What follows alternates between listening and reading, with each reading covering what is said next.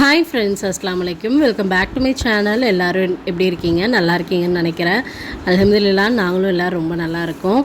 So இன்றைக்கான video வந்து என்னென்னு பார்த்தீங்கன்னா, ரொம்ப நாள் கழித்து ஒரு கேஷுவலான டே இன் மை லைஃப் தான் பார்க்க போகிறீங்க. ரொம்ப நாள் இருக்கும் நான் டே இன் மை லைஃப் போட்டே, ஏன்னு தெரியல, அப்படியே வந்து ஸ்கிப் ஆகிட்டே போயிடுச்சு. ஸோ இனிமேட்டு கண்டினியூவாக போடலாம் அப்படின்ட்டு இருக்கிறேன். உங்களுடைய ஒப்பீனியன் என்னன்றது எனக்கு உங்கள் லைக் மூலியமாக எனக்கு தெரியப்படுத்துங்க. பார்க்கலாம் எத்தனை லைக் வருதுன்னு. கண்டிப்பாக இந்த வீடியோ பிடிச்சிருந்தா மறக்காமல் லைக் பண்ணிக்கோங்க. அப்போ தான் நான் இந்த மாதிரி வீடியோஸ் கண்டினியூவாக போடலாமா அப்படின்னு எனக்கு தெரியும். ஸோ இப்போ வந்து நான் சஹருக்கு தான் வந்து ரெடி பண்ணிகிட்ருக்கிறேன். நைட்டே வந்து ப்ரீ ப்ரிப்பேர் மாதிரி பண்ணி வச்சுருவேன். ஸோ எனக்கு 3 o'clock மிட் நைட்டில் எழுந்திரிச்சு ரெடி பண்ணுறதுக்கு கஷ்டமாக இல்லாமல் இருக்கும். அது மட்டும் இல்லாமல் சம்டைம்ஸ் நம்ம சப்போஸ் லேட்டாக எழுந்திரிச்சிட்டா கூட டக்குன்னு வந்து நம்ம ஹீட் பண்ணிவிட்டு சாப்பிட்டுக்கலாம். ஸோ நான் நைட்டே வந்து எல்லாமே ரெடி பண்ணிடுவேன்.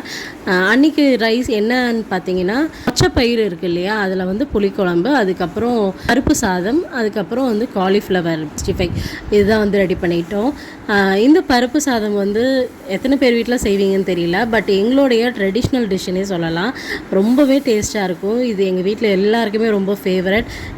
இந்த ரைஸ் இருந்தாவே போதும். எதுவுமே வந்து நாங்கள் ஒரு சைட் டிஷ்ஷோ இல்லை குழம்பு எதுவுமே தேட மாட்டோம். சட்னி மட்டும் இருந்துட்டால் கூட போதும். ஸோ இது எப்படி செய்கிறதுன்னு பார்த்தீங்கன்னா, ஃபஸ்ட்டு ஆயில் ஊற்றிட்டு கொஞ்சமாக கீ சேர்த்திட்டு பட்டை, ஏலக்காய், கிராம்பு, ஒரு பெரிய சைஸ் ஆனியன், ஒரு பெரிய சைஸ் தக்காளி சேர்த்துட்டு கொஞ்சமாக பச்சை மிளகா, கொத்தமல்லி, புதினா இது எல்லாத்தையும் சேர்த்திட்டு நார்மல் ரைஸில் தான் நான் ஊற வச்சுருக்கேன். உங்களுக்கு வேணால் நீங்கள் பாஸ்மதி ரைஸ் இல்லை ஜீரக சம்பா இந்த மாதிரி கூட சேர்த்திக்கலாம். நான் வந்து நார்மல் புழுங்கல் பொன்னியில் அதுக்கப்புறம் பாசிப்பருப்பு, அதாவது ஒரு டம்ளர் அரிசி அப்படின்னா ஒரு 1/4 டம்ளர் பருப்பு அந்த மாதிரி போட்டுக்கோங்க. நல்லா ஒரு 3 to 4 டைம்ஸ் நல்லா கழுவிட்டு இது ஒரு 1/2 hour முன்னாடியே நான் ஊற வச்சுட்டேன். நீங்கள் நார்மலாக எவ்வளோ அரிசிக்கு தண்ணி ஊற்றுவீங்களோ அந்த மாதிரி ஊற்றிக்கோங்க. பாஸ்மதி ரைஸாக இருந்தால் உங்களுக்கு தெரியும், 1 டம்ளருக்கு 1.5 டம்ளர் பருப்பு, 1.5 டம்ளர் தண்ணி அப்படின்ட்டு. ஸோ அதுக்கு தகுந்த மாதிரி நீங்கள் அட்ஜஸ்ட் பண்ணி சேர்த்திக்கோங்க.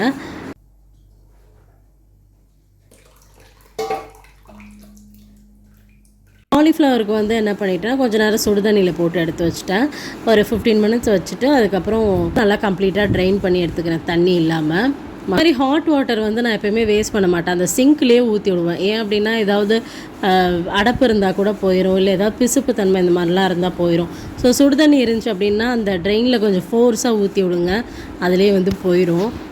எல்லாம் சமையல் வேலைலாம் ஆல்மோஸ்ட் முடிஞ்சிருச்சு. நான் எல்லாமே வந்து இப்போ க்ளீன் பண்ணிகிட்ருக்கிறேன். நானும் இன்றைக்கி சகர் வைக்கிறேன்.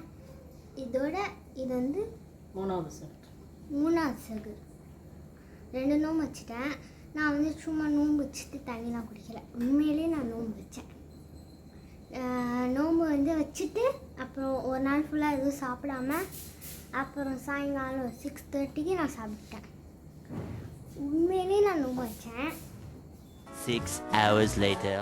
சஹர் டைம் ஆயிடுச்சு. நான் வந்து கொஞ்சம் ஏர்லியராக ஒரு 3:20 அந்த மாதிரிலாம் எழுந்திரிச்சு எல்லாத்தையும் ரீஹீட் பண்ணிவிட்டு அப்படியே வந்து எல்லாம் டேபிளில் எடுத்து வச்சுட்டு எல்லாம் ரெடி பண்ணிகிட்ருப்பேன். குட்டீஸ் அதுக்குள்ளார அவங்களும் எழுப்பி விட்டுட்டு அவங்களும் எல்லாம் ப்ரஷ் பண்ண சொல்லிக்கிட்டு இப்படி வந்து டைம் போயிட்டே இருக்கும்.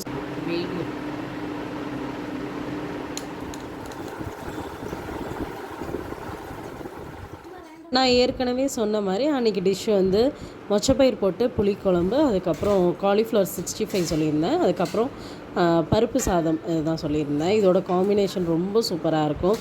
பசங்களுக்கும் இந்த மாதிரி டிஷ்ஷுனால் ரொம்ப பிடிக்கும். இந்த கொஞ்சம் ஃப்ரைட் ஐட்டம் இந்த மாதிரிலாம் இருந்துச்சுன்னா அந்த டைம் வந்து கொஞ்சம் சாப்பிட்றதுக்கும் நல்லாயிருக்கும். இந்த காம்பினேஷன் அவங்களுக்கு ரொம்பவே பிடிக்கும். ஸோ அதனால தான் நான் மெயினாக செஞ்சேன்.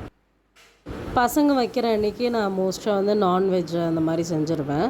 பட் அன்றைக்கி வந்து எதுவுமே எடுக்கலை. ஸோ ஏன்னா ஒரு கண்டினியூவாக ஒரு 4 days சஹருக்கு வந்து நான்வெஜ் தான் வச்சுருந்தோம் அப்படின்றதுனால, ஸோ அன்றைக்கி வெஜ்ஜு வச்சுக்கலாம் அப்படின்ட்டு ஸோ வெஜிடேரியன் தான் வச்சுருந்தேன்.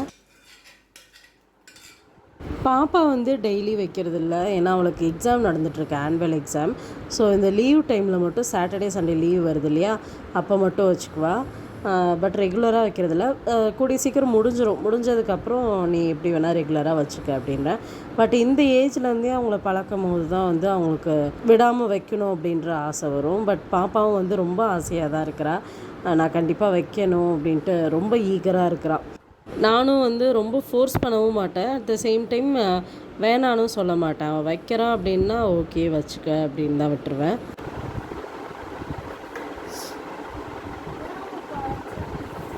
நல்லா குழச்சில் அது சூடாக ஹாட் பாக்ஸில் போடுவோம்.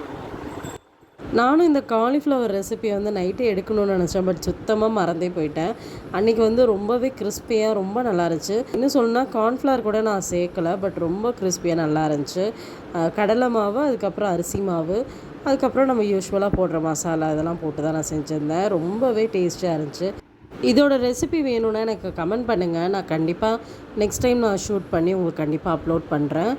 இந்த வீடியோ உங்கள் எல்லாருக்கும் ரொம்ப பிடிச்சிருக்குன்னு நினைக்கிறேன். பிடிச்சிருந்தா லைக் பண்ணிக்கோங்க, ஷேர் பண்ணிக்கோங்க, சப்ஸ்கிரைப் பண்ணிக்கோங்க. இந்த வீடியோ பார்த்ததுக்கு ரொம்ப நன்றி. நான் ஏற்கனவே சொன்ன மாதிரி இந்த மாதிரி வீடியோ வேணுமான்னு மறக்காமல் கமெண்ட் பண்ணுங்கள். இந்த வீடியோ பார்க்கலாம் எத்தனை லைக் வருதுன்னு. பாய்.